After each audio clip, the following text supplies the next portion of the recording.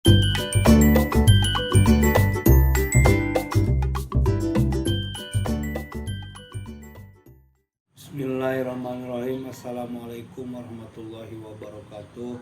Alhamdulillahirabbil alamin wa bihi nasta'in ala umuri dunya waddin. Wassalatu wassalamu ala asrofil anbiya'i wal mursalin wa ala alihi washabbihi ajmain, amma ba'du. Yang terhormat Bapak Ibu penilai uji kinerja, perkenalkan saya Badri Tamam SPDI, guru Akidah Akhlak di MI Madlal Anwar 06 Pasenangka, Kecamatan Cigudeg, Kabupaten Bogor, Provinsi Jawa Barat, sekaligus mahasiswa PPG dalam jabatan Transformasi Plus 2025 batch 1 di LPTK IAIN Kerinci. Pada kesempatan kali ini saya akan berbagi praktik mengajar uji kinerja pada materi kisah serakahnya Qorun. Materi ini yang mana materi di kelas 5. Dengan ini mohon kiranya Bapak Ibu bisa memberikan motivasi ataupun arahan kepada kami, khususnya kepada saya khususnya. Kurang lebihnya mohon maaf.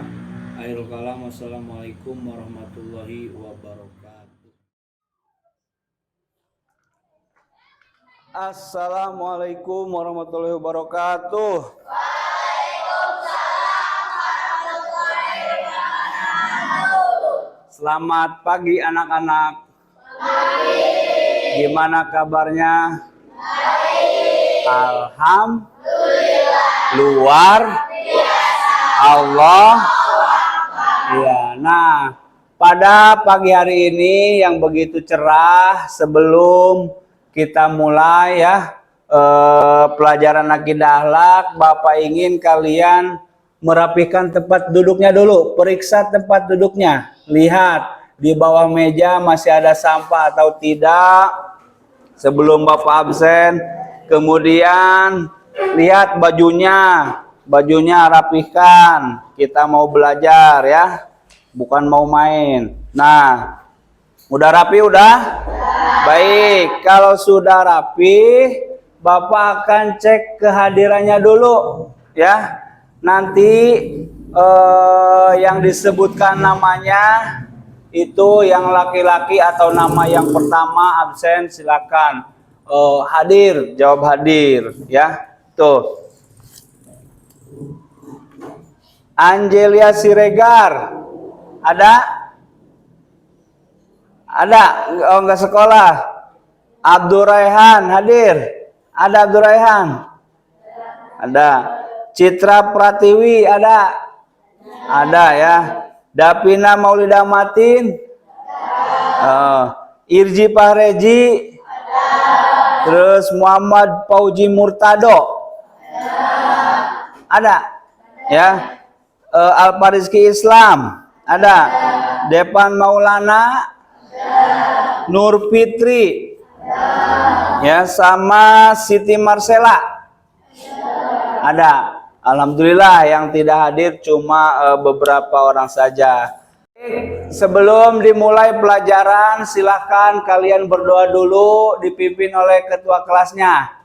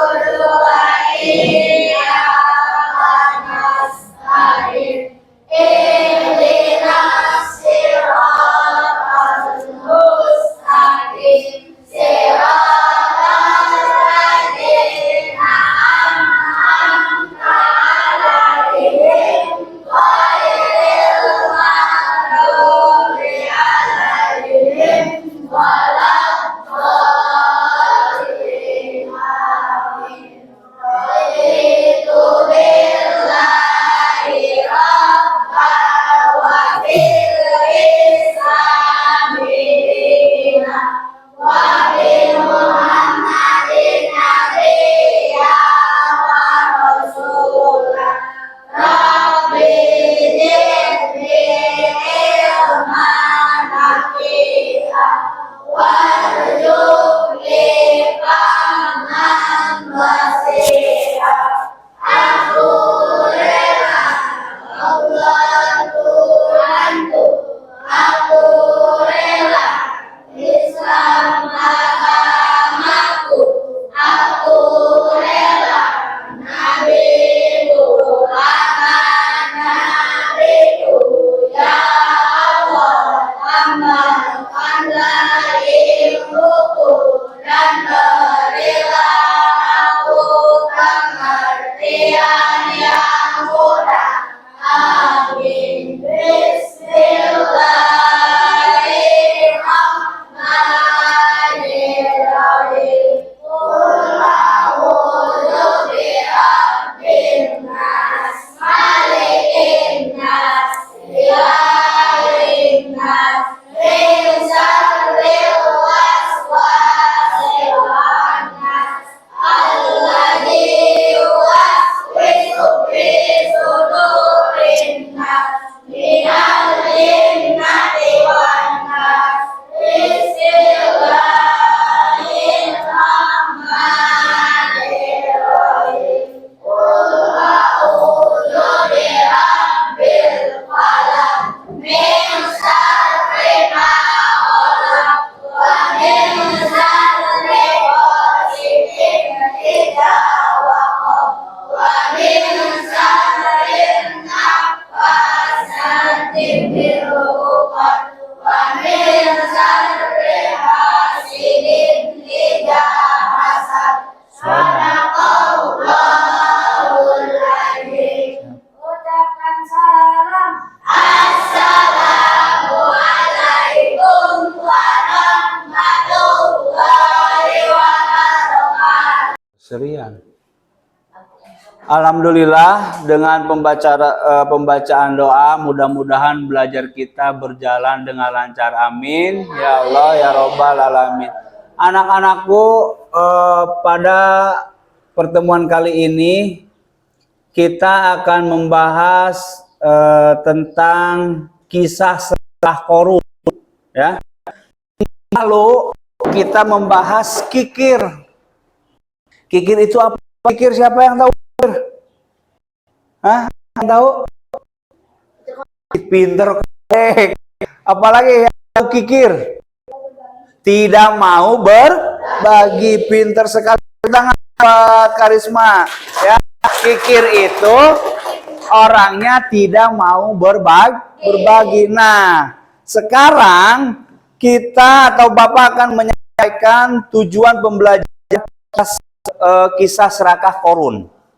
Nih, tujuan pembelajaran kali ini ialah, lihat, tujuannya adalah pertama, mengidentifikasi ini apa kisah Qorun, karakteristik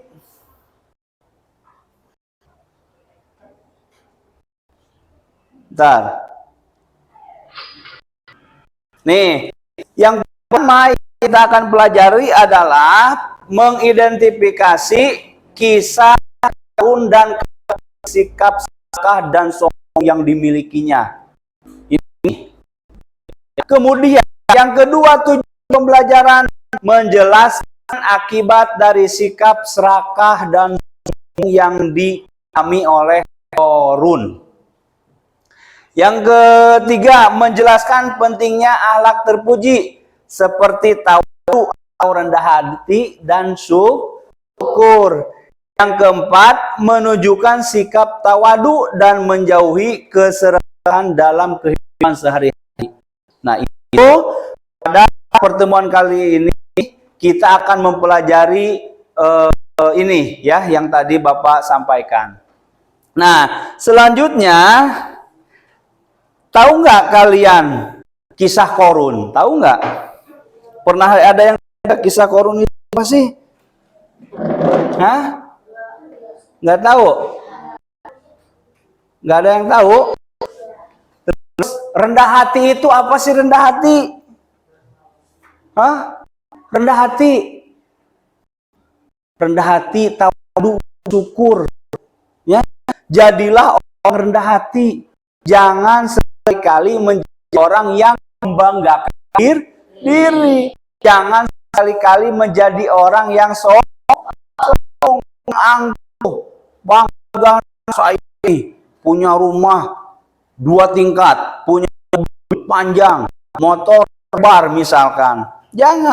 Jangan sekali-kali membanggakan ketika kita memiliki sesuatu yang lebih dari orang lain. Harus rendah hati, ya, tidak sombong, harus baik sama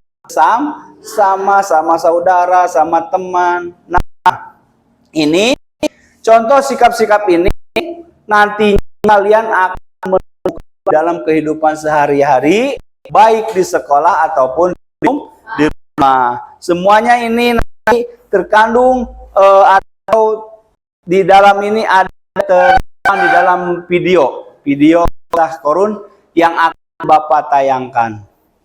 Nih, lihat.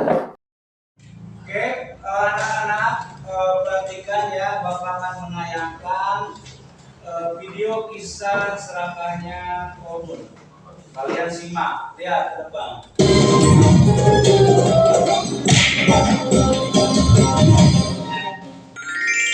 Kisah tenggelamnya harta si Qorun. Kisah ini disebutkan dalam Al-Quran Surat Al-Qasas ayat 76-83. Dalam kisah ini, Allah memberikan pelajaran tentang seseorang yang suka membanggakan diri selama hidup di dunia dan pada akhir hayatnya terkubur bersama harta bendanya. Alkisah, di suatu daerah dekat Mesir, hiduplah seorang laki-laki yang sangat miskin bernama Qorun.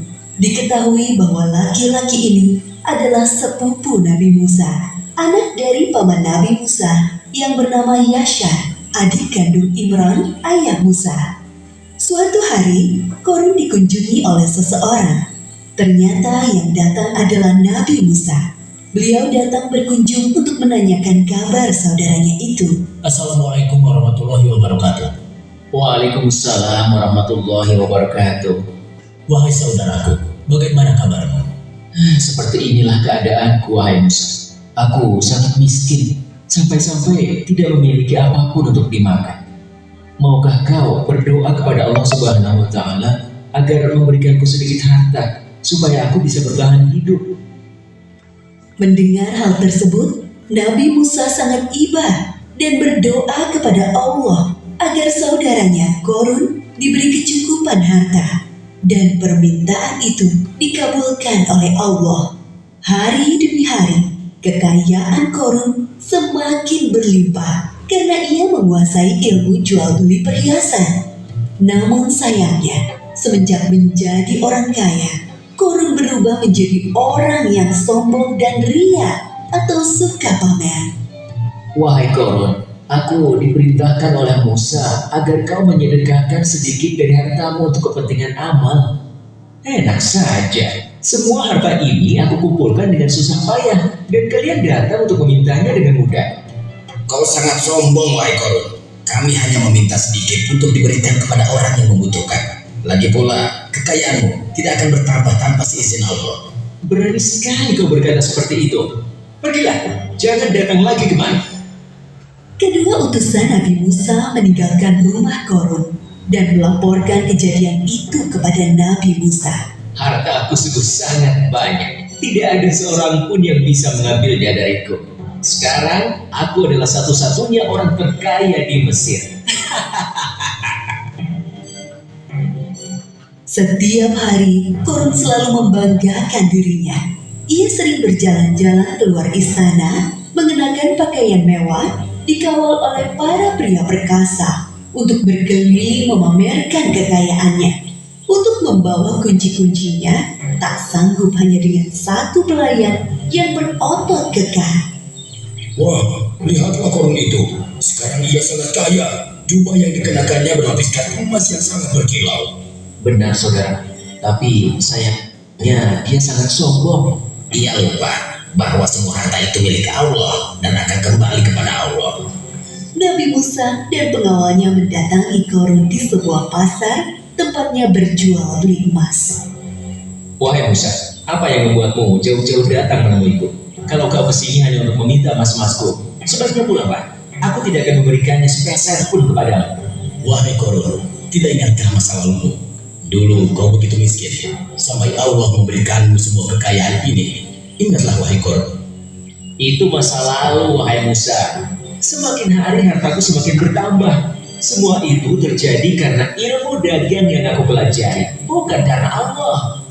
Korun tetap bersikukuh, tidak mau menyedekahkan hartanya karena menganggap semua harta yang dimilikinya adalah hasil kerja kerasnya selama ini. Aku akan mengatakan kepada semua orang bahwa Musa akan mengambil seluruh harta yang aku miliki. Aku hanya mengingatkan, karena dalam setiap harta yang kita miliki, terdapat 2,5% hak orang miskin di dalamnya. Aku mengingatkanmu, jangan bersikap sombong dan membantu orang lain yang membutuhkan. Sekiranya kau tidak berkenan, Allah akan mengambilnya dengan sangat mudah, seperti saat Allah memberikannya. Pergilah wahai Musa, kau hanya menggangguku. Sepeninggal Nabi Musa, kesombongan Korun semakin bertambah. Bahkan ia merampas harta orang lain untuk menambah kekayaannya. Sampai suatu ketika datang azab dari Allah. Tiba-tiba langit menjadi gelap, bumi bergemuruh, dan barang-barang di rumah Korun bergetar. Apa yang terjadi wahai pelayan? Terjadi gempa bumi, tuanku. Apa? Bagaimana ini bisa terjadi? Bagaimana dengan hartaku? Pelayan, selamatkan hartaku. Oh, emas-emasku, berlian pujaanku, perhiasan mewahku yang sangat berharga. Semuanya harus aku amankan sebelum Sempat menyelesaikan ucapannya, lantai rumah Korun terbelah menjadi dua bagian. Begitulah akhir kisah Korun yang sombong. Gempa bumi melenyapkannya ke dalam tanah bersama harta bendanya. Seperti yang disebutkan dalam surat Al-Qasas ayat 81. Maka kami benamkan dia, Korun, bersama rumahnya ke dalam bumi. Maka tidak ada baginya satu golongan pun yang akan menolongnya selain Allah. Dan dia tidak termasuk orang-orang yang dapat membela diri. Pelajaran yang dapat kita ambil dari kisah Korun ini, diantaranya jangan menjadi orang yang suka membanggakan diri, karena Allah tidak suka orang-orang yang membanggakan diri. Dunia dan seisinya adalah milik Allah dan dapat dengan mudah diambil olehnya. Berbuat baik kepada orang lain selama di dunia, seperti bersedekah, karena amalan baik kita di dunia bisa menjadi penolong kelak di akhirat. Wallahu a'lam bishawab. Baik, anak-anak, setelah kalian melihat video tentang kisah serakah Korun tadi ya, yang mana ada beberapa tokoh, kemudian apa yang dilakukan oleh Korun dan Nabi Musa. Nah, sepintas ada nggak yang kalian ingin tanyakan tentang video tersebut? Coba dari sini ada yang mau ditanyakan nggak? Ada? Apa coba yang mau ditanyakan? Apa yang sedang dilakukan orang itu? Oh, terus ada lagi nggak yang mau nanya? Ya, silakan Indra. Alam tercela apakah yang memiliki Korun? Oh, alam tercela apa yang dimiliki Korun? Terus apa lagi? Apa akibat memiliki akhlak tercela? Apa akibat memiliki akhlak tercela? Nah, anak, sebelum Bapak jelaskan, nanti 3 pertanyaan tersebut kita atau dengarkan dulu nih dalil ayat Quran surat Al-Qasas ayat 76 yang insya Allah coba dibaca oleh Ananda Indah. Coba Indah baca yang keras. Nah, baca. Bismillah. Bismillahirrahmanirrahim.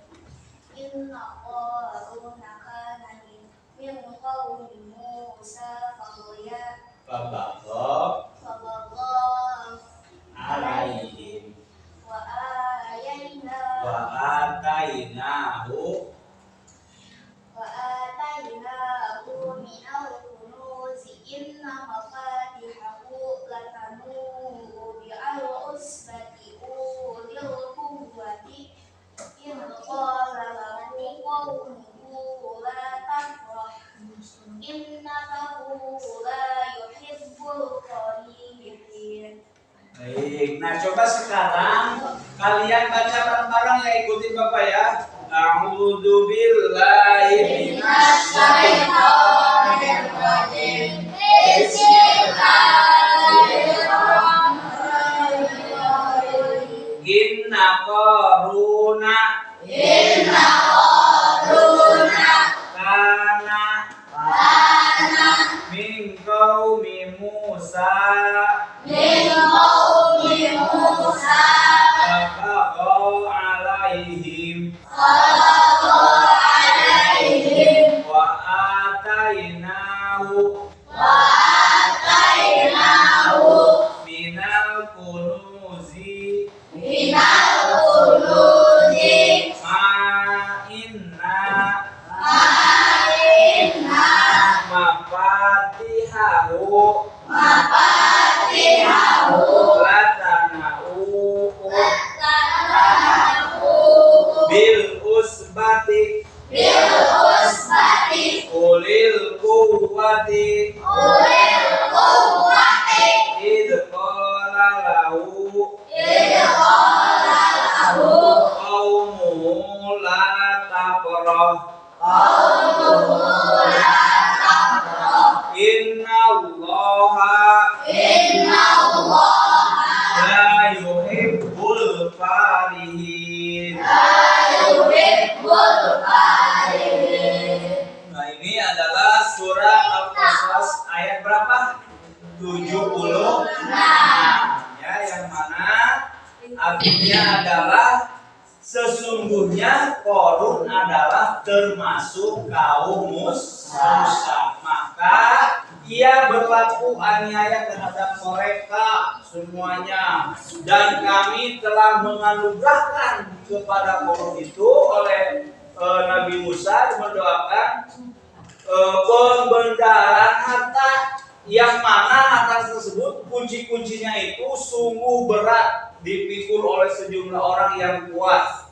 Ingatlah ketika kaumnya berkata kepadanya, janganlah kamu terlalu bangga, sesungguhnya Allah tidak menyukai orang-orang yang selalu membanggakan diri. Nah, ini sebagian atau sepenggal ayat surat Al-Qasas yang menjelaskan tentang kisah Qarun. Nah, selain daripada itu anak-anak, bahwa dikisahkan pula harta dan kekayaan Qarun itu, dia sering mengambil harta dari Bani Israel, ya. Yang lain yang memiliki ribuan gudang harta. Di gudang hartanya itu berisi penuh emas. Kemudian selain daripada emas ada juga perak. Saking kayanya, tadi sudah dijelaskan kunci-kunci harta bendanya itu dipikul oleh orang-orang yang kuat, yang keker. Tidak mungkin oleh orang yang kecil badannya, ya, tinggi besar ototnya kuat. Kalau di kita kayak si Putra, badannya besar, ya. Tuh, cuma orang sana orang Arab putih, kalau si Putra kurang putih, ya. Kemudian Qarun. Nah, pada masa itu Qarun yang pandai berbisnis, memihaknya kepada Raja Fir'aun dengan mendukung dan menyokong pemerintahan Fir'aun pada zamannya. Maka tak heran apabila harta Qarun itu melimpah ruah. Kalung, ya, gelang, cincin, pokoknya yang emas aja, sampai peti-petinya penuh. Ya. Kunci-kuncinya pun tadi tidak bisa dipikul oleh orang yang kuat. Orang yang dipikul kuncinya itu orang yang kuat. Ya, itu. Nah, Qarun mempunyai sifat sombong, sikapnya sombong. Yang mana Qarun itu ahli kitab Taurat setelah Nabi Musa. dan Harun. Namun di balik ilmu dan hartanya yang berlimpah, Korun termasuk ke dalam golongan orang-orang yang munafik. Kenapa dikatakan orang munafik? Karena tadinya itu dia orang yang tidak punya apa-apa, ya, tidak punya kekayaan, tidak punya emas. Nah, didatangi oleh Nabi Musa melihat keadaan Korun. Korun memohon kepada Nabi Musa, tolong doakan saya supaya saya diberi kekayaan. Kalau kemudian Allah memberikan tadi yang sudah Bapak jelaskan, diberikan kekayaan emas, perak, ya, dari kaum-kaum Bani Israel. Nah, perjalanan hidup Korun dipintalah oleh sahabat Nabi Musa, suruh mengeluarkan zakat kekayaan Korun. Tetapi Korun menolak. Apa kata Korun? Saya tidak akan mengeluarkan zakat karena kekayaan ini hasil kepintaran usaha saya. Kata siapa? Kata Korun. Nah, sombong.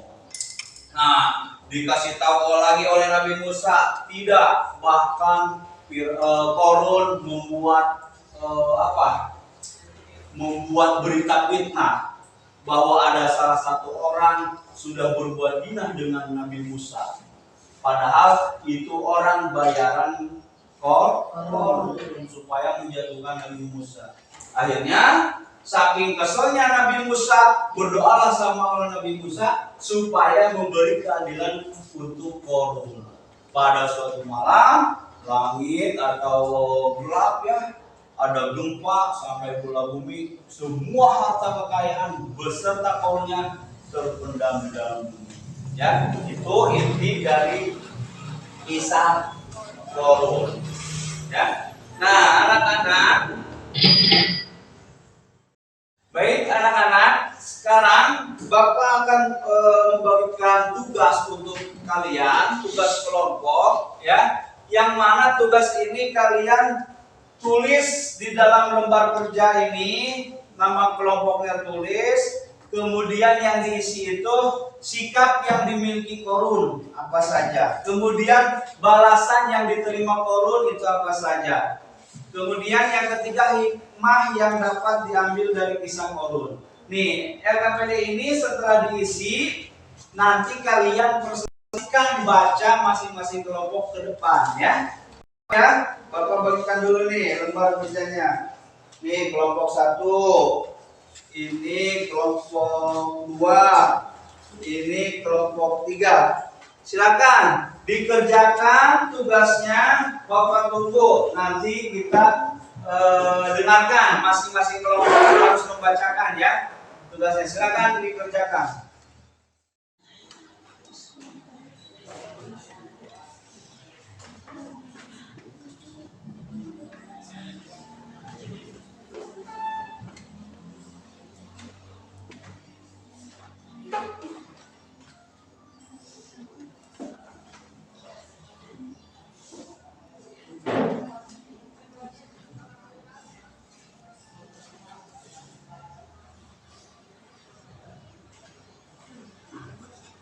Silakan, ada yang ditanyakan, silakan tanyakan, ya.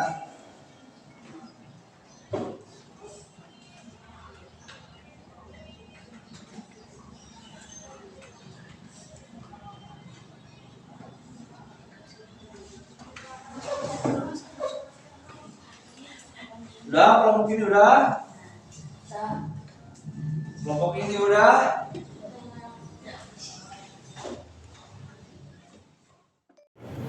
Baik, udah beres belum? Kelompok 1. Kalau udah beres, dari kelompok 1 dulu silakan presentasikan tugas yang Bapak kasih, yang dikasih. Coba bacakan di depan, di depan kalian. Silakan, silakan semuanya kelompok 1. Ya. Waalaikumsalam warahmatullahi wabarakatuh. Waalaikumsalam warahmatullahi wabarakatuh. Saya dari kelompok 1 akan mempresentasikan hasil kerja sama kerja kelompok. Sifat yang dimiliki Korun, pikir balasan yang diterima Korun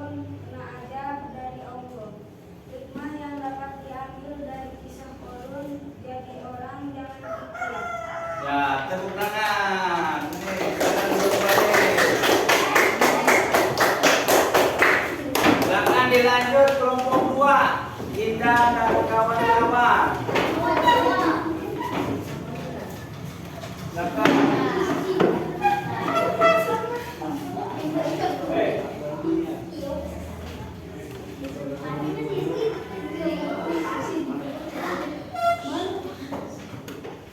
Assalamualaikum warahmatullahi wabarakatuh. Waalaikumsalam warahmatullahi wabarakatuh. Kami dari kelompok 1 ingin mempresentasikan hasil dari kerja kelompok kami. Jadi, sifat yang dimiliki korun adalah sombong. Di sini lagi baca.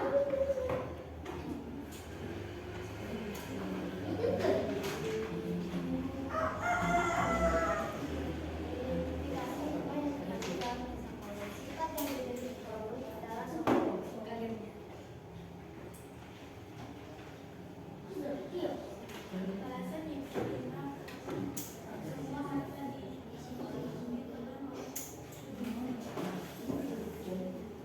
Apa yang dapat diambil dari kisah Korun yang jangan sombong apa yang dimiliki kita.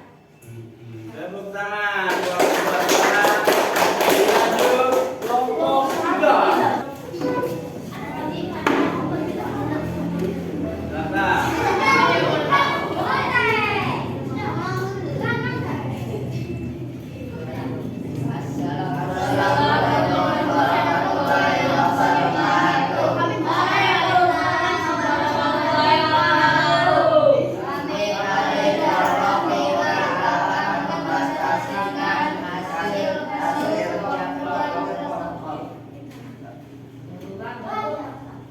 Sifat yang dimiliki Korun tidak mau bersedekah. Balasan yang diterima Korun kena ajar dari Allah.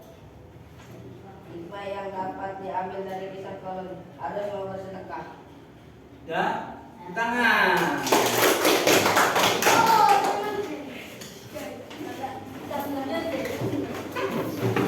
Nah, baik. Tepuk tangan untuk kita semua. Tadi sudah ada yang menulis bahwa sifat korun itu tidak mau bersedekah, bahwa korun itu mempunyai sifat mempunyai sifat itu tidak mau memberi. Ya, sombong itu selalu membanggakan diri. Nah, pada akhirnya kita sebagai umat manusia pandailah bersyukur, jauhi sifat tercela yaitu kikir dan sombong. Ya, itu kalau misalkan kita menjadi orang sombong, kita menjadi orang kikir, kita akan dijauhi oleh teman kita menjauh semuanya. Tidak ada yang suka berteman dengan kita. Kenapa? Karena kita mempunyai sifat apa? Sifat kikir, sifat sombong.